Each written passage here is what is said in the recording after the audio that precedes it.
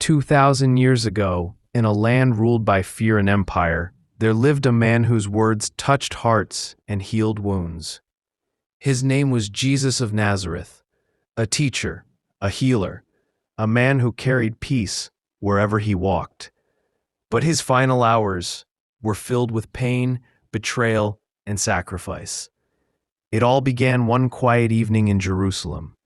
Jesus sat with his 12 closest followers for their last meal together. The room was warm. The candles flickered softly. But there was tension in the air, something heavy, something no one could explain.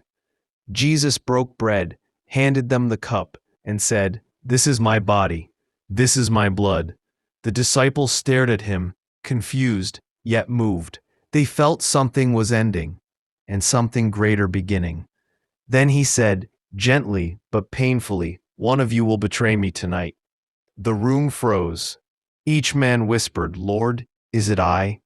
But Judas, quiet, a peaceful place, now filled with sorrow, he fell to his knees and prayed, "Father, if it is possible, let this cup pass from me. But not my will, yours be done." His heart was breaking. His sweat fell like drops of blood. Suddenly, the silence shattered. Torches lit up the darkness, and soldiers marched in, and leading them was Judas. Jesus looked at him not with anger, but with heartbreak. Judas kissed him, the signal of betrayal, and Jesus was arrested. He was dragged from one courtroom to another, surrounded by shouting voices, lies, and hatred. He stood silently as false accusations filled the air. By morning, he stood before Pontius Pilate, the Roman governor. Pilate looked at Jesus and saw innocence, honesty, truth. But the crowd outside screamed for crucifixion. "Crucify him! Crucify him!" Pilate washed his hands, and the soldiers mocked him, dressing him in a purple robe, pressing a crown of thorns into his head. Blood ran down his face, yet he remained calm, silent, strong. They placed a heavy wooden cross on his wounded shoulders. He stumbled through the streets, falling under its weight, but he kept going, step after step, carrying the burden not just of wood, but of humanity. A man named Simon was pulled from the crowd to help him, and together they reached the hill called Golgotha. There, Jesus was laid on the cross.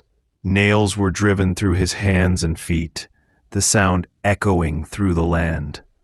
The cross, and in his deepest pain, he whispered, "Father, forgive them, for they know not what they do."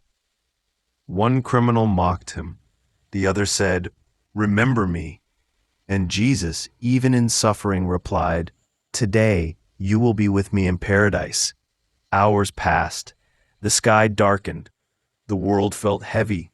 Finally, with his last breath, Jesus cried out, "It is finished," and he gave up his spirit. The earth shook. The temple curtain tore in two. Even the soldiers whispered, "Truly, this was the Son of God." A kind man named Joseph of Arimathea took Jesus' body, wrapped it gently in linen, and placed it inside a tomb. But the story doesn't end there. On the third day, a new light broke through the darkness. Hope rose from the grave. Jesus lived again. His death became the ultimate symbol of love. His resurrection, the promise of eternal life, and his message still whispers to every heart: love, forgive, and never lose hope, even in the darkest hours.